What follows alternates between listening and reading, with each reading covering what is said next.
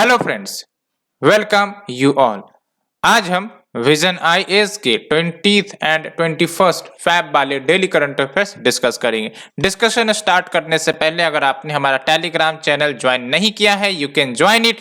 Subscribe का button नीचे चमक रहा होगा, आप उसको क्लिक कर सकते हो एंड लाइक शेयर करना तो आपकी पसंद है फ्रेंड्स, आप लाइक शेयर भी कर सकते हो बिकॉज लाइक शेयर करने से आपके फ्रेंड सर्कल में हमारी जो वीडियोज हैं वो स्प्रेड होंगी एंड कहीं ना कहीं उन्हें भी लाभ मिलेगा। सो फ्रेंड्स, विदाउट डिलेइंग आज हमें 6 आर्टिकल्स डिस्कस करने हैं। The first one deals with the synthetic biology और सेंट्रल गवर्नमेंट ने सिंथेटिक बायोलॉजी के लिए पॉलिसी लाने वाली है। तो सिंथेटिक बायोलॉजी क्या होती है उससे हम डिस्कस करेंगे। तो सबसे पहली बात सिलेबस के साथ करते हैं। तो बायोटेक्नोलॉजी में इसका जो कंसेप्ट है वो आएगा because it deals with the biology.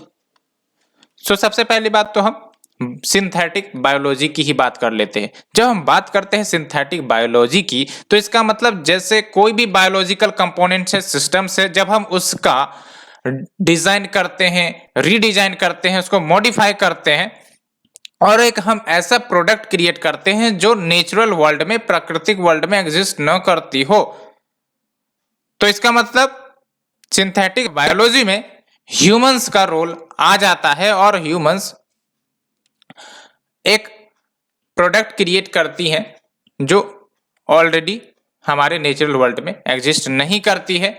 इसका बेस्ट एग्जांपल जैसे फॉर एग्जांपल जो आपका जेनेटिकली मॉडिफाइड माइक्रो ऑर्गेनिजम्स होते हैं, है ना, फूड फोर्टिफिकेशन जो हम करते हैं आर्टिफिशियल तरीके से, वो सब आपके सिंथेटिक बायोलॉजी के एग्जाम्पल है। अगर हम बात करें जेनेटिकली मॉडिफाइड ऑर्गेनिज्म की तो इसके तहत क्या होता है, हम किसी नेचुरल माइक्रो ऑर्गेनिज्म के जीन्स में मॉडिफाई कर देते हैं और एक हम अपने अनुसार ऑर्गेनिज्म तैयार करते हैं जो हमारे पर्पज को फुलफिल करेगा। जैसे लेट्स से कि मैंने एक माइक्रो ऑर्गेनिज्म तैयार किया और वो बायो रेमिडिएशन के लिए यूजफुल है। बायो रेमिडिएशन का मतलब क्या हुआ कि जैसे फॉर एग्जांपल पॉल्यूटेंट्स हो गए, उसको क्लीन करना है, तो ये जो जेनेटिकली मॉडिफाइड ऑर्गेनिज्म है वो उन पॉल्यूटेंट्स को आसानी से क्लीन कर सकते हैं। या फिर जैसे क्रूड ऑयल होता है, समुद्र के रास्ते से वो आपका पहुंचता है और समुद्र में से क्रूड ऑयल जो है स्प्रेड हो गया, तो उसको भी अगर क्लियर करना है तो फिर इन माइक्रो ऑर्गेनिज्म का इस्तेमाल किया जा सकता है फॉर बायो रेमिडिएशन। तो ये तो मैंने एक दो एप्लीकेशंस बताए, इसके बहुत सारे एप्लीकेशंस हैं, ठीक है। तो होप आपको ये सिंथेटिक बायोलॉजी का जो कीवर्ड है वो समझ में आया होगा बिकॉज यहाँ पर सिंथेटिक नाम से ही पता चल रहा है द ह्यूमंस इन्वॉल्व एंड वो ऐसा प्रोडक्ट क्रिएट करते हैं जो नेचुरली तो एग्जिस्ट नहीं करते हैं, जिसमें आपका genetic engineering is one of the important component here. तो अब बात करते हैं कंटेक्स्ट की। तो एक draft foresight paper synthetic biology के द्वारा, मतलब सिंथेटिक बायोलॉजी के टॉपिक पर तैयार की गई है डिपार्टमेंट ऑफ बायोटेक्नोलॉजी के द्वारा। और उन्होंने कहा है इस ड्राफ्ट में बेसिकली ये बात कही गई है कि there should be the existence of national policy, जो इंडिया का जो स्टैंड है ऑन द सिंथेटिक बायोलॉजी उसको मजबूत कर सके। क्योंकि आपको पता है जब हम बात करते हैं सिंथेटिक बायोलॉजी की तो इसके पॉजिटिव यूजेज भी बहुत सारे हैं और निगेटिव इस्तेमाल भी किए जा सकते हैं, इसलिए एक प्रॉपर नेशनल पॉलिसी की हमें दरकार है जो इन सारे कंसर्न्स को एड्रेस कर सकती है। और इससे पहले as a part of 12th 5-year plan task force भी गठित की गई थी systems biology and synthetic biology के ऊपर 2011 में। और सिंथेटिक बायोलॉजी के बारे में तो मैंने आपको बता ही दिया, लेकिन हाँ आपको इसके पोटेंशियल एप्लीकेशंस क्या हो सकते हैं उसके बारे में अच्छे से याद रखनी है। याद रखने का क्या ज़रूरत है, आपको भी पता है जब भी साइंस एंड टेक्नोलॉजी से रिलेटेड क्वेश्चंस आते हैं जिसमें आपका खासकर एप्लीकेशंस पूछा जाएगा कि इसका इस्तेमाल कहाँ पर हो सकता है। जैसे ड्रोन की बात करें तो ड्रोन सब इमर्जिंग टेक्नोलॉजी, इसका एप्लीकेशन कहाँ हो सकता है कि भाई साहब धरती पर बहुत सारे क्षेत्र में इसका इस्तेमाल हो सकता है और यूपीएससी ऑप्शन देता है आपका 4-5 लिस्ट का बस। तो फिर ये जो साइंस एंड टेक्नोलॉजी में एप्लीकेशंस पूछे जाते हैं, इसके जो है यूजेज डिफरेंट सेक्टर्स में, डायमेंशंस में होते हैं। ये सिर्फ 4-5 ऑप्शन तक रेस्ट्रिक्ट नहीं रहते, तो ये बात भी ध्यान रखनी। तो यहाँ पर भी देख सकते हो, अगर हम बात करें पोटेंशियल एप्लीकेशंस की, तो बायोफ्यूल्स में इस्तेमाल हो सकता है। बायो रेमेडिएशन, जो मैंने अभी आपको एग्जांपल के तौर पर बताया कि एक ऑर्गेनिज्म क्रिएट किया जा सकता है मॉडिफिकेशन के माध्यम से, और वो जो है कचरे कूड़े सबको साफ कर सकता है। बायोसेंसर्स के रूप में कि कोई ऐसा ऑर्गेनिज्म क्रिएट किया जाए जो कुछ डिजीज को पहले ही सेंस कर ले और वो बता दे, ये सब इस्तेमाल होते हैं। बेसिकली हेल्थ में तो और भी ज़्यादा इस्तेमाल होने लगे हैं ये, खासकर engineered bacteria to target the specific pathogen. तो ये सब बातें हैं। फूड फोर्टिफिकेशंस के बारे में भी मैंने आपको बताया कि इसमें भी इस्तेमाल हो सकते हैं, लेकिन कुछ कंसर्न्स है। That's why we need a central and national policy. तो क्या कुछ कंसर्न्स है? बायोसेफ्टी का कंसर्न होगा, बिकॉज अगर हम सिंथेटिक बायोलॉजी की तरफ फोकस कर रहे हैं और मैं कोई ऐसा बायोलॉजिकल कंपोनेंट बना रहा हूं, माइक्रो ऑर्गेनिज्म बना रहा हूं, तो हो सकता है वो एलर्जीज पैदा कर दे, एंटीबायोटिक रेसिस्टेंस पैदा कर दे, even can create carcinogens, cancer causing issues and toxicity भी क्रिएट कर सकती है अमंग द ह्यूमन। तो बायोसेफ्टी एक बड़ा चैलेंज है, ठीक है, बिकॉज जब भी हम ये ऐसे प्रोडक्ट क्रिएट किए जाएंगे, उसका जो लॉन्ग टर्म इम्पैक्ट क्या होगा हम उसे एनालाइज नहीं कर पाते हैं। तो ये सब आपके कंसर्न्स निकल कर आते हैं। दूसरा है बायोसिक्योरिटी। बायोसिक्योरिटी कहने का मतलब ये है कि सिंथेटिक बायोलॉजी का इस्तेमाल पॉजिटिव पर्पज के लिए तो किया ही जा सकता है, लेकिन बायोलॉजिकल वेपन्स बनाने के लिए भी तो किया जा सकता है, ठीक है।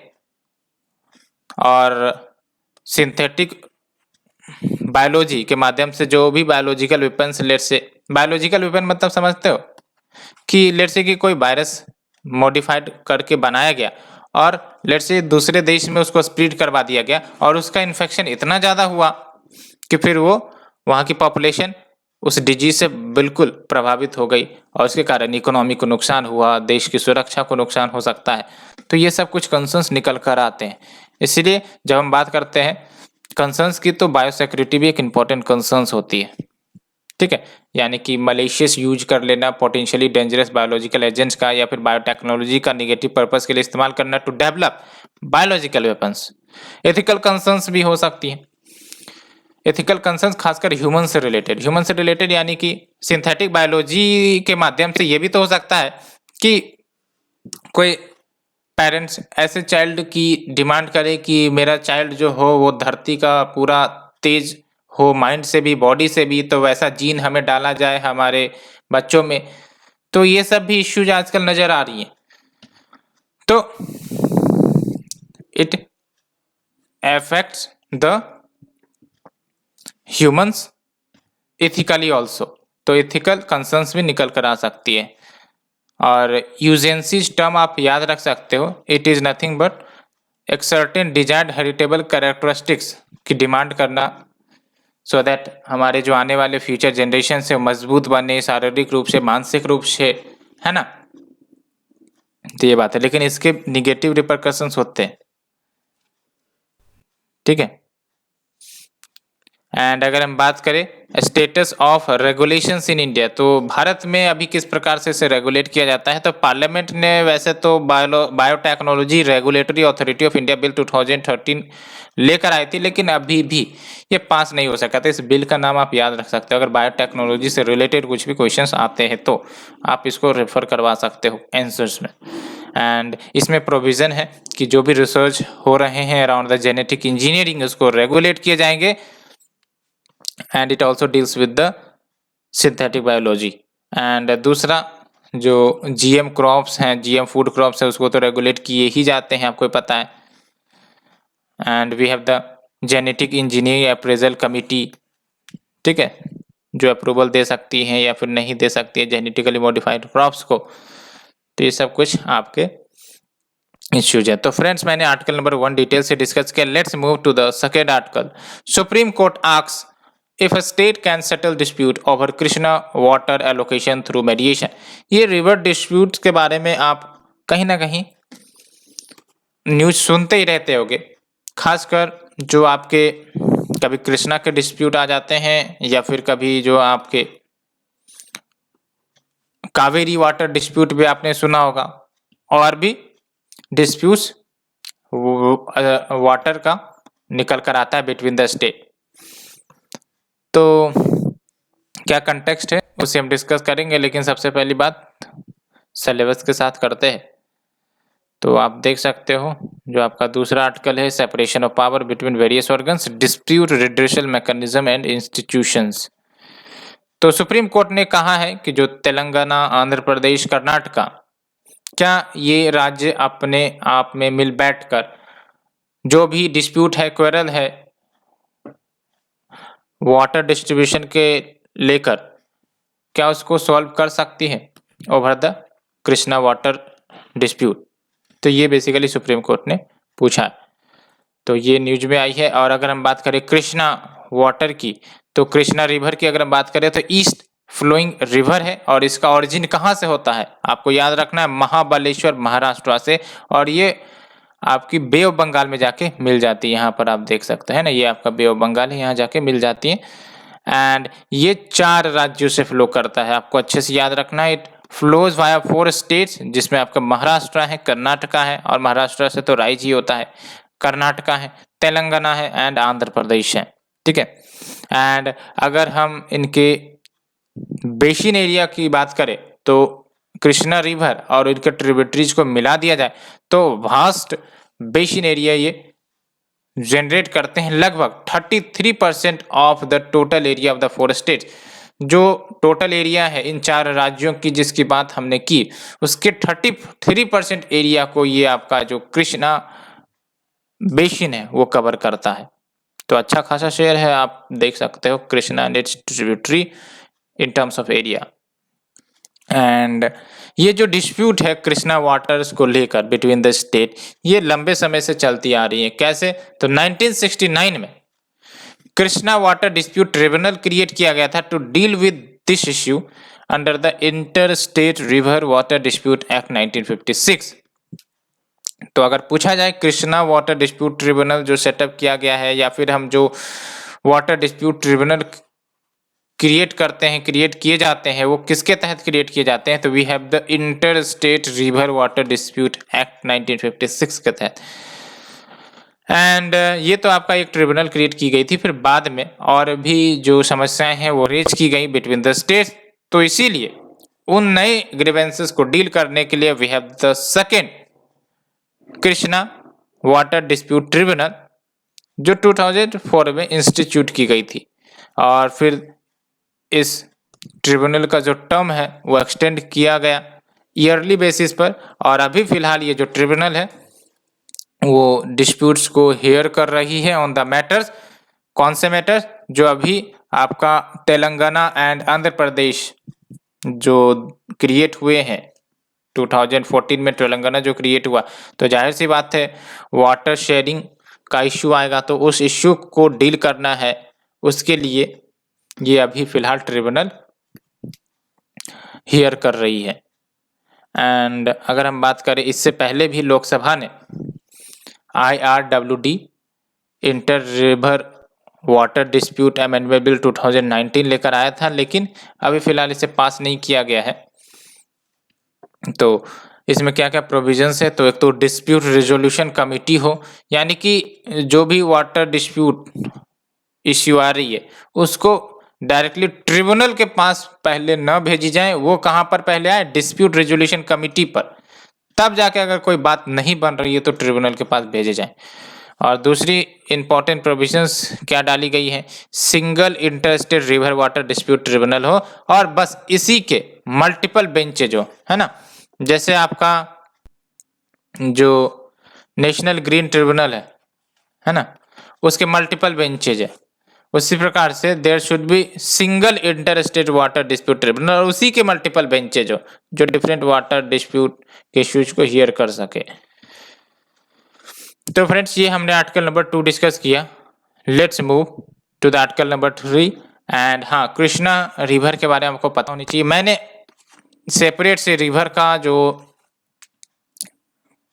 वीडियो है वो मैंने बनाई थी, और आप प्लेलिस्ट में जाके कम से कम लगभग 10 रिवर का तो वीडियो 10 रिवर के टॉपिक पर तो वीडियो बनाया ही होगा जो इम्पोर्टेंट है। ट्रिब्यूटरी से क्वेश्चन पूछे जाते हैं, that's why we should not forget to learn the tributaries, because वहां से क्वेश्चंस निकल सकते हैं। सो फ्रेंड्स, इसे डिस्कस करने के बाद let's move to the third article. India wins right to host 2023 International Olympic Committee session in Mumbai.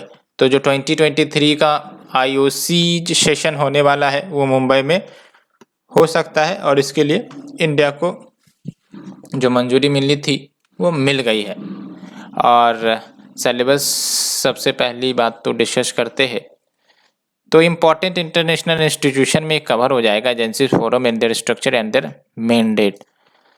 तो ऐसा ये आपको जरूर याद रखना है कि पहली बार नहीं है कि भारत जो है IOC सेशन यानी कि international Olympic committee session host करेगा। ऑलरेडी भारत ने 1983 में होस्ट किया है न्यू दिल्ली में। तो यहाँ से प्रीलिम्स का क्वेश्चन बन सकता है कि इंडिया जो है पहली बार इसे होस्ट कर रहा है, तो ऐसी बात है नहीं, भारत ने 1983 में भी होस्ट किया है। और जब हम बात करते हैं इंटरनेशनल ओलंपिक कमेटी की, तो ये not for profit independent international organisation है। अच्छे से याद रखना, it is not for profit independent international organisation. 1894 में बना था और इसका हेडक्वार्टर लॉशेने स्विट्जरलैंड में है। और एक और इम्पोर्टेंट बात आपको याद रखनी है कि it is entirely privately funded, and जो भी इसके पास रेवेन्यू आते हैं 90% ऑफ दैट ये बेसिकली स्पोर्टिंग मूवमेंट को बढ़ावा देने में, स्पोर्ट्स के डेवलपमेंट के लिए, एथलीट्स के डेवलपमेंट के लिए खर्च करते हैं टू ऑल द लेवल्स। और जो प्रेसिडेंट होते हैं वो IOC को रिप्रेजेंट करते हैं, और ये प्रेसिडेंट ही प्रिसाइड करते हैं over all of its activities. And ये जो प्रेसिडेंट चुने जाते हैं वो सेशन के द्वारा ही चुने जाते हैं, elected by the session.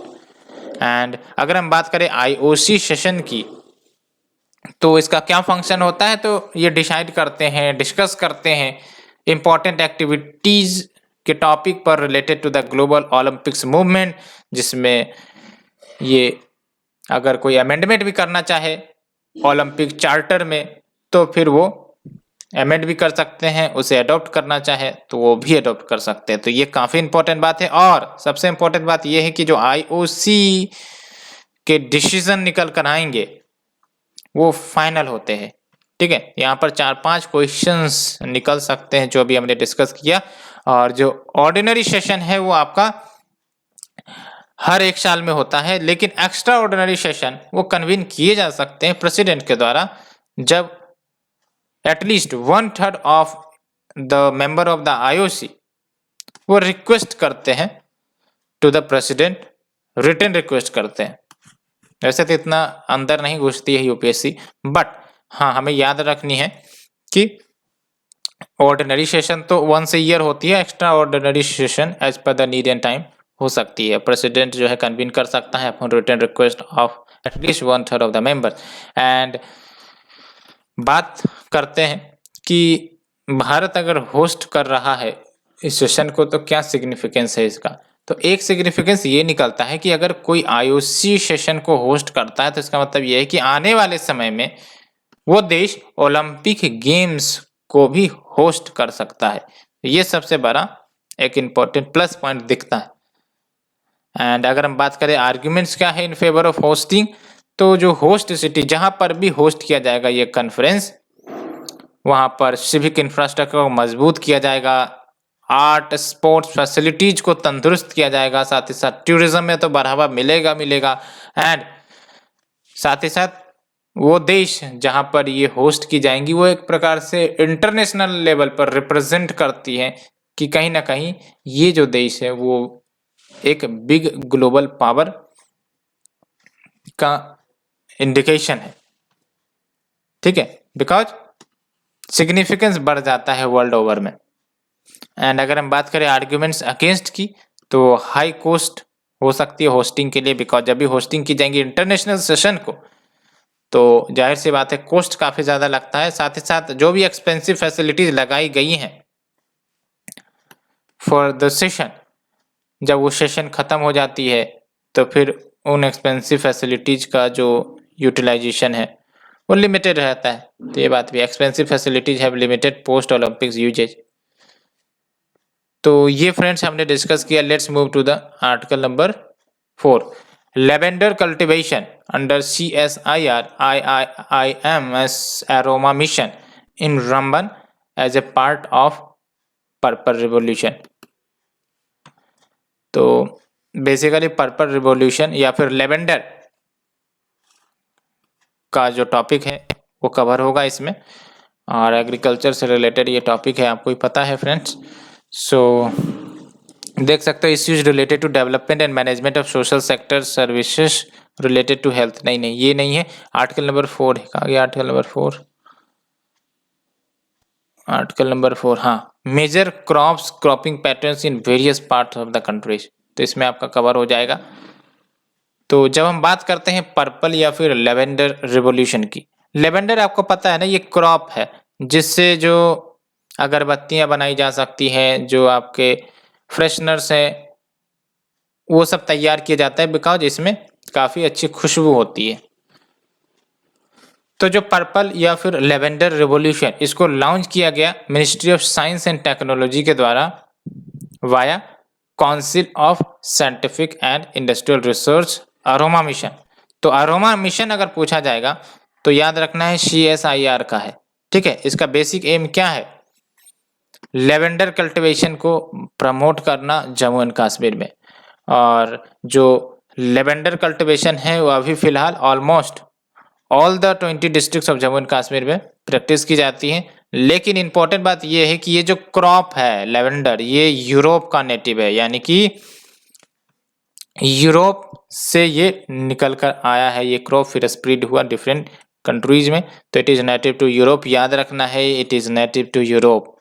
And जो लेवेंडर वाटर है, लेवेंडर वाटर लेवेंडर ऑयल से सेपरेट होकर निकलता है, और लेवेंडर वाटर का इस्तेमाल बेसिकली इंसेंस स्टिक्स में किया जाता है। इंसेंस स्टिक्स यानी कि जैसे अगरबत्ती बनाने में, है ना, तो इसका इस्तेमाल किया जा सकता है। एंड जो हाइड्रोजोल है, जो कैसे तैयार होता है? जब लेवेंडर के जो फ्लावर्स होते हैं उसका डिस्टिलेशन किया जाता है तो हाइड्रोजोल बनते हैं, और इसका इस्तेमाल सॉप यानी कि साबुन या फिर रूम फ्रेशनर्स के लिए किया जा सकता है। और बात करें अरोमा मिशन की, जो कि CSIR की है, और इसका बेसिक एम यही है कि ट्रांसफॉर्मेटिव चेंज लाया जाए अरोमा सेक्टर में। कैसे?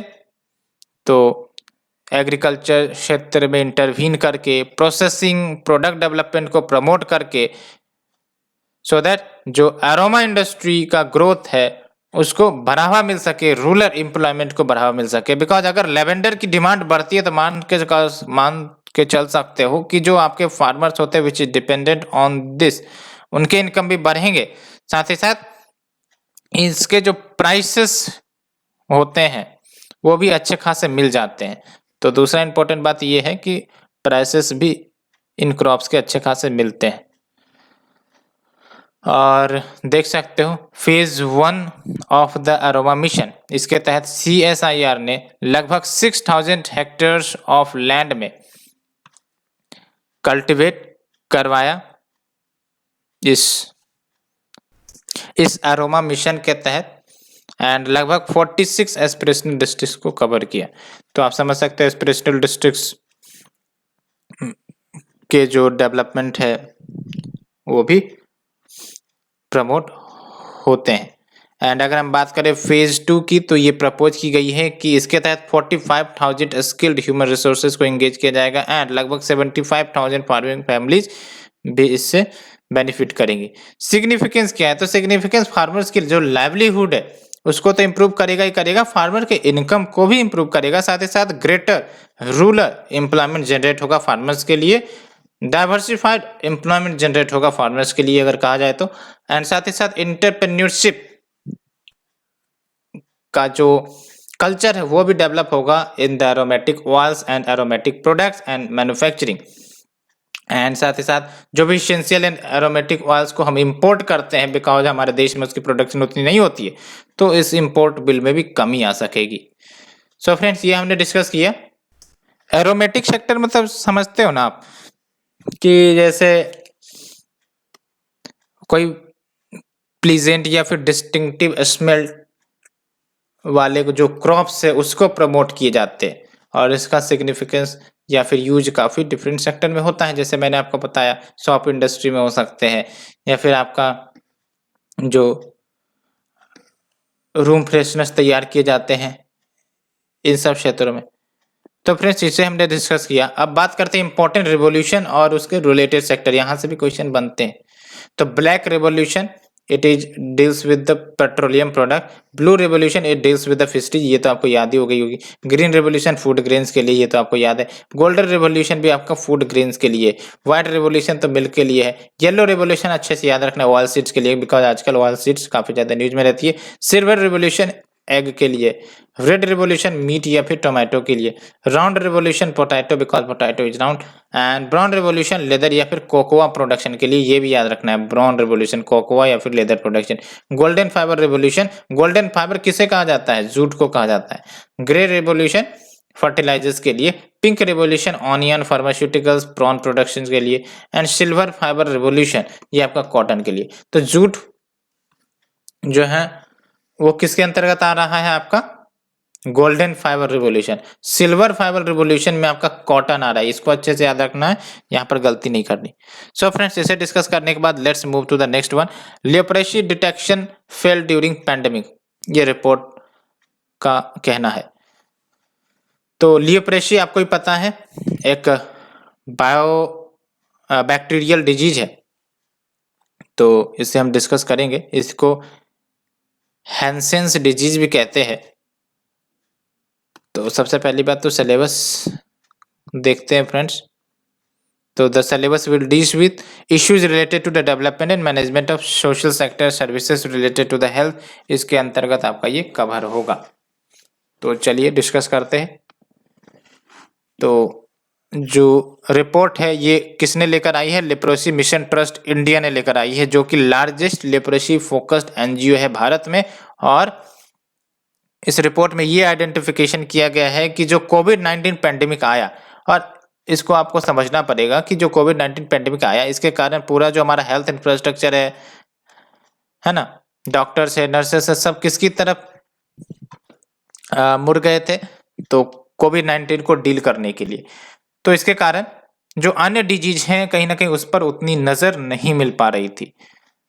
ठीक है, तो वही इश्यू हुई लेप्रोसी के साथ, कि जो डिटेक्शन है केसेस का, आइडेंटिफिकेशन है केसेस का, वो कहीं ना कहीं नहीं हो पाया। और कैसे पता चल रहा है हमें? तो देख सकते हो, कोविड-19 pandemic caused fall of 62.5% in detection of active leprosy cases between this period, April से सितंबर 2020 के बीच में, specifically in 4 states, Andhra Pradesh, Orissa, Bihar and Madhya Pradesh. कारण मैंने आपको बताया। और ये जो आपका फॉल हुआ 62.5% का इन द डिटेक्शन की बात कर रहे हैं, ऐसा नहीं कि बीमारी कम हो गई, डिटेक्शन कम हुआ। बिकॉज मैंने आपको बताया सारे जो हेल्थ डिपार्टमेंट्स या फिर हेल्थ इंफ्रास्ट्रक्चर किसकी तरफ इंक्लाइन हो गए थे? कोविड-19 को डील करने के लिए। तो इसीलिए ये आपका डिटेक्शन कम हुआ है। और साथ ही साथ जो प्रोपोर्शन है वुमेन एंड चाइल्ड चिल्ड्रन का among the new cases detection, वो 70% से डिक्रीज हुई। एंड अगर हम बात करें लेप्रोसी की या फिर हैंसेंस डिजीज की, तो ये क्रॉनिक डिजीज है, याद रखना है, क्रॉनिक, लंबे समय तक ये चल सकता है। And it is infectious one also, और काउज होता है ये स्लो ग्रोइंग बैक्टीरिया के द्वारा, आपको बस याद रखनी है बैक्टीरिया के द्वारा। और इस बैक्टीरिया का नाम क्या है? Mycobacterium leprae. तो लेप्रे के नाम पर ही ये डिजीज का नाम है। लेकिन आपसे क्वेश्चन यही पूछेगा कि लेप्रोसी आपका बैक्टीरियल डिजीज है या फिर वायरल डिजीज है या फंगल है? तो बैक्टीरियल है। और ये स्किन को अफेक्ट करती है, पेरिफेरल नर्व्स, म्यूकोसा जो अपर रेस्पिरेटरी ट्रैक्ट होता है उसको अफेक्ट करती है। हालांकि ये क्यूरेबल है मल्टी ड्रग थेरेपी के माध्यम से, और अगर शुरुआती स्टेज में इसका ट्रीटमेंट हो जाए तो डिसेबिलिटी को रोका जा सकता है।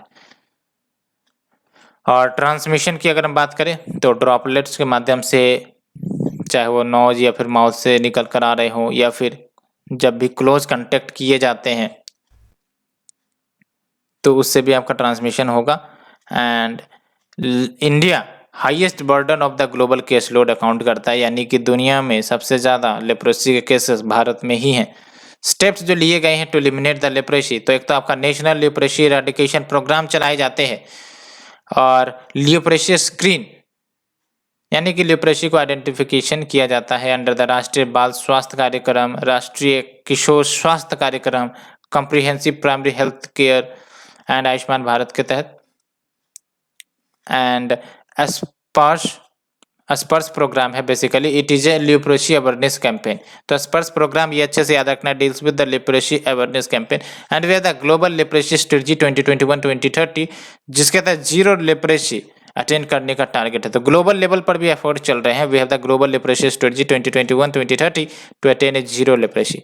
सो फ्रेंड्स, ये हमने डिस्कस किया। Let's move to the last article. Election Commission of India restores maximum limit on star campaigner. ये स्टार कैंपेनर्स कौन है?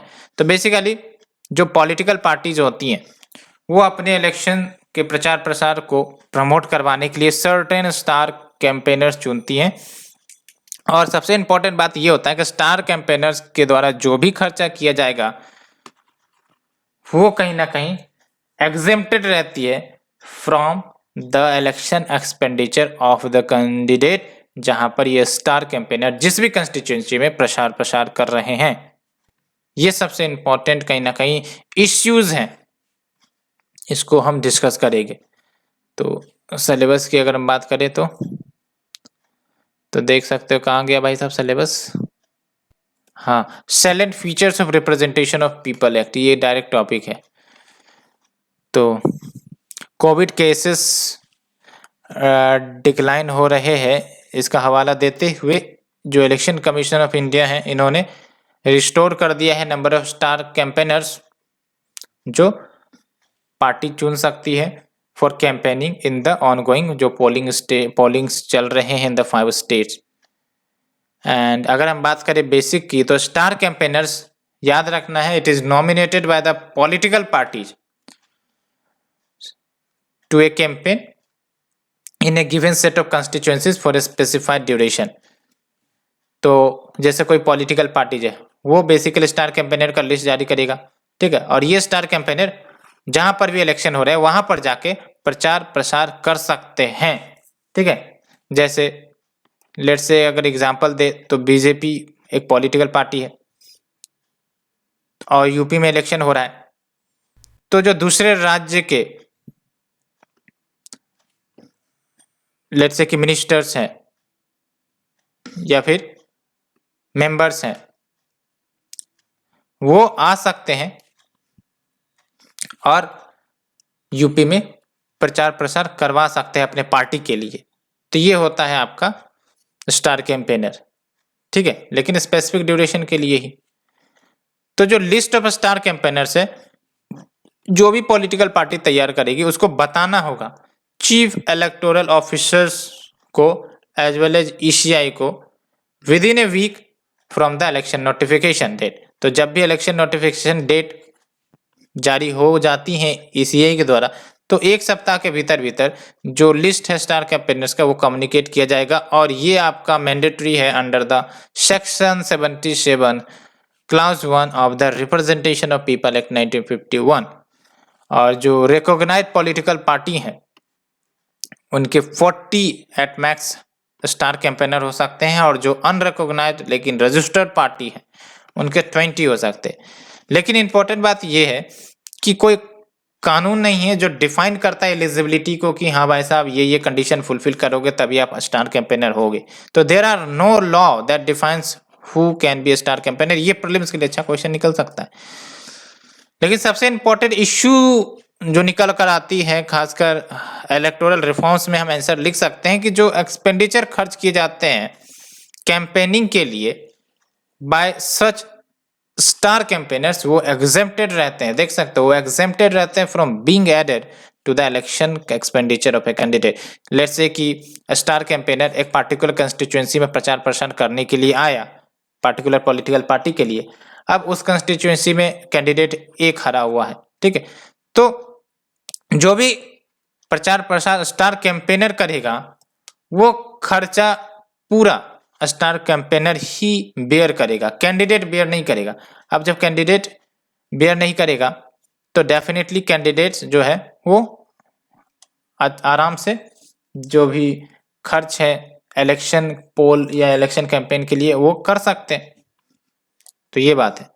लेकिन ये इंपॉर्टेंट बात ये है कि ये जो एग्जेम्पशन दी गई है वो तभी अप्लाई होगी जब स्टार कैंपेनर अपने आप को जनरल कैंपेन के पर्पस के लिए लिमिट करे, ना कि किसी पार्टिकुलर कैंडिडेट को वो रिप्रेजेंट करे। तो पॉलिटिकल पार्टी को रिप्रेजेंट करे, ना कि स्पेसिफिक कैंडिडेट को। बिकॉज अगर कोई कैंडिडेट या फिर उसके इलेक्शन एजेंट स्टेज शेयर कर लेते हैं स्टार कैंपेनर के साथ एट द रैली, तो जो इंटायर एक्सपेंडिचर है उस रैली का किसके पास जिम्मेदारी चली जाएंगी, कैंडिडेट के एक्सपेंसेस में जुड़ जाएगा। इसीलिए है ना, ये एज ए जनरल कैंपेन के रूप में प्रमोट करते हैं for the political party, not the specific candidate. Because अगर ऐसा होगा तो सारा जो खर्च है वो किसके नाम पर आ जाएगी, कैंडिडेट के एक्सपेंसेस के नाम पर आ जाएगी। तो फ्रेंड्स ये हमने ऑल द आर्टिकल्स डिस्कस किया, hope you understood it. And अगर आपको अच्छी लग रही है please do like share subscribe. Thank you friend, thank you very much.